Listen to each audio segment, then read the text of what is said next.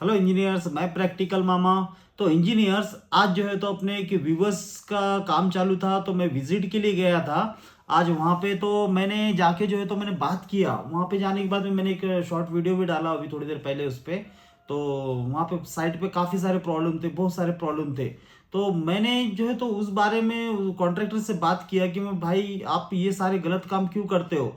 यहाँ पे जो है तो बीम को ये नहीं है, वो नहीं है, आपने ज़मीन बराबर से लेवल नहीं की है। कॉलम की भराई जो है तो जो जैसे कि ज़मीन में से जो कॉलम आते हैं उसको टिप लेवल में नहीं भरा है आपने, पीसीसी भी नहीं की है आपने, वैसे बीम बांध दिए।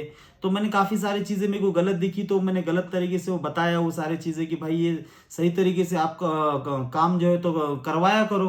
तो मिस्त्री का ये कहना आया था, वो कॉन्ट्रैक्टर का कहना ये था कि साहब हमको जो है तो मामा हमको जो है तो रेट ही नहीं मिलता वो हिसाब से। साहब बोले हमको रेट ही नहीं मिलता। बोले रेट नहीं मिलता तो हम काम कैसे करेंगे।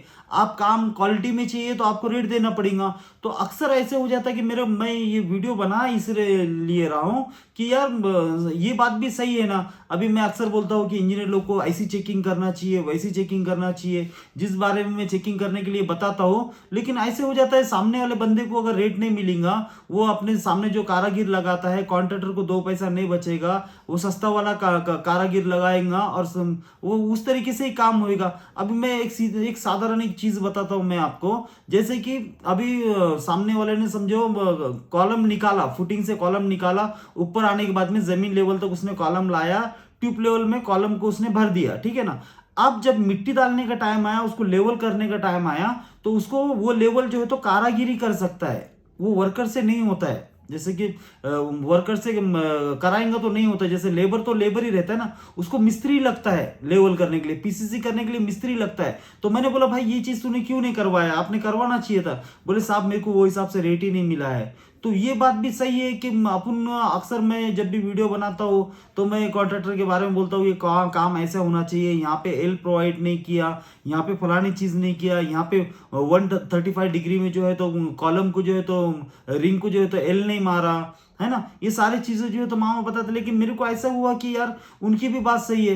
तो आप, मैं ओनर्स को ये बात कहना चाहता हूँ, आप जो है तो जब भी अपने घर का जब काम करें ना भाई, तो अच्छा वाला कॉन्ट्रैक्टर आप चॉइस करें, उसको अच्छे से रेट दे। और ज्यादातर करके जो है तो आप इंजीनियर से ही आप कॉन्ट्रैक्टर को लिया करें, क्योंकि इंजीनियर को पूछ के आप कॉन्ट्रैक्टर, क्योंकि उनके पास भी कॉन्ट्रैक्टर रहते हैं, जो आर्किटेक्ट साहब रहते हैं उनके पास भी जो है तो कॉन्ट्रैक्टर रहते हैं। तो तुम उनके हिसाब से जो है तो कॉन्ट्रैक्टर लिया करो इंजीनियर के हिसाब से। अब दूसरी चीज क्या आ रही, कॉन्ट्रैक्टर को मैं ये बात कहना चाहता हूं कि आप जो है तो इंजीनियर साहब के थ्रू से काम लिया करो, क्योंकि आपको बिल में भी प्रॉब्लम नहीं आता। मैं साइट पे गया था, मैं बताना नहीं चाहता हूँ, लेकिन ये ऐसे है कि देखो आपको आपको पेमेंट का भी इशू आता है उसके अंदर। आपको ओनर्स जो है तो पैसे देते नहीं, ओनर्स को ऐसा लगता है ऐसा ना हो जाए कि कॉन्ट्रैक्टर ज्यादा पैसा ले और भाग जाए, ठीक है ना। तो आप क्या किया करो, इंजीनियर लोग से आप काम लिया करो, ताकि इंजीनियर लोग से काम लेंगे तो वो बिल के हिसाब से बराबर एग्रीमेंट के हिसाब से आपको पैसा भी मिलेगा, आपका काम भी आपको रेट भी आपको जो है तो अच्छे से मिलेगा। क्योंकि मैं अभी गया था मैं, लेकिन मैं काफी सारे बहुत सारी गलतियां थी वहां पे, मैं बताया नहीं। मैं अपना एक लॉन्ग वीडियो आएगा उसके अंदर मैंने सारी चीजें बताया कि कॉन्ट्रैक्टर क्या क्या गलती करते हैं। लेकिन मैं ये चाहता हूँ कि कॉन्ट्रैक्टर को भी रेट अच्छा मिले, और कॉन्ट्रैक्टर जो है तो इंजीनियर के थ्रू से काम लिया करे। और इंजीनियर साहब भी जो है तो आर्किटेक्ट साहब जो है तो विजिट के लिए आप घर मालक को जो है तो जो घर के ओनर रहते हैं उनको चार्ज करो। आप जो है तो आपका जो विजिट चार्ज रहता है ना, वो विजिट चार्ज आप लिया करो। लेकिन विजिट घर मालक को बोला करो, और घर मालक ने भी जो है तो इंजीनियर साहब का क्या, आपको विजिट चार्ज कितना जाता है, 1000-1500 रुपये विजिट चार्ज होता है। आप बोलोगे भाई मेरे 10 चार्ज लो, मतलब 10 बार मेरे को विजिट के लिए बुलाओ, तो चार्ज आप काम कम करवाओ ना, उसमें डील करो आप दोनों मिलके।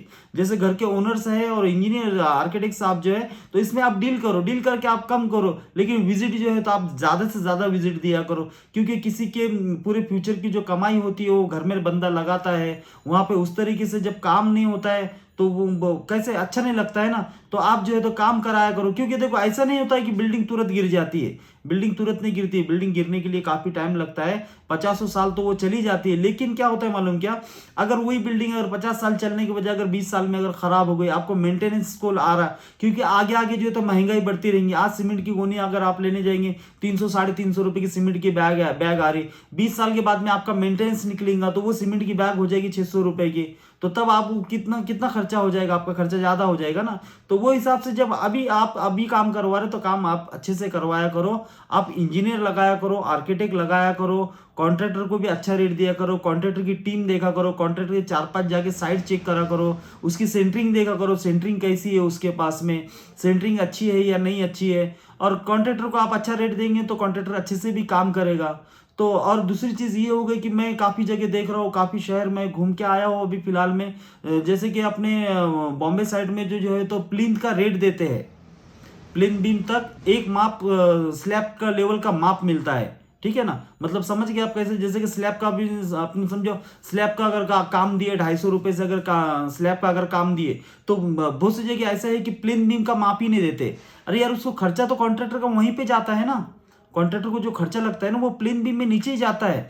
और आप बोलते हैं कि एक स्लैब करके जो है तो आप उससे काम छुड़वा लेते हो कि बस यार हमको तो एक ही स्लैब डालना है, हमारा बजट यहीं तक ही है। तो सामने वाले को वो काम नहीं पड़ता है तो वो तुम्हारा काम खराब करता है। तो आप जो है तो मैं ये चाह रहा हूँ कि मामा ये बोल रहे हैं कि आप जो है तो प्लिन बीम तक भी उनको अपने महाराष्ट्र में देखो, फिलहाल में मैं जहाँ तक ये बोलता हूँ नांदेड़ में जो है तो प्लिन बीम का माप देते हैं, मेजरमेंट देते हैं। जैसे जमीन में से निकाल के लेके आए प्लिन बीम पे जो है तो माप देते हैं, तो आप भी जो है तो वो मेजरमेंट दिया करो, वहां तक माप दिया करो। स्लैब का भी जो है तो आप एक रेट जो है तो स्लैब का भी दिया करो, कम से कम नहीं कुछ तो 1.5 तो भी आप दिया करो। अपने महाराष्ट्र में जो है तो ऐसे काफी सारे शहर है जहाँ पे रेट ही नहीं दे रहे, रेट नहीं देंगे तो आपका काम खराब होएगा, ठीक है ना। मैं ऐसे कई साइट पे गया अभी जो है तो मामा, आप हर साइट पे जो है तो विजिट के लिए जाने वाले हैं। अगर आपको भी विजिट को अगर बुलाना रहेगा तो मेरे को इंस्टाग्राम पे जाके जो है तो आप मैसेज कर दो, आपका लोकेशन वगैरह मैसेज कर दो, मेरे से बात भी कर सकते हैं आप। और मैं जो जो है तो आपकी साइट चेकिंग के लिए आऊँगा और आपकी साइट चेक करने की मैं पूरी कोशिश करूंगा और अच्छे से चेक करके मैं आपको बताऊंगा कि आपका काम कहाँ खराब हो रहा है। तो मेरे को आप जो है तो मैसेज करके बता दो इंस्टाग्राम पे आके मेरे को। और देखो मैं आऊँगा आपकी साइट चेक करने के लिए। तो चलो चलते हैं मामा के साथ में, सीखते हैं ऐसे ही चेकिंग करने का तरीका मामा के साथ।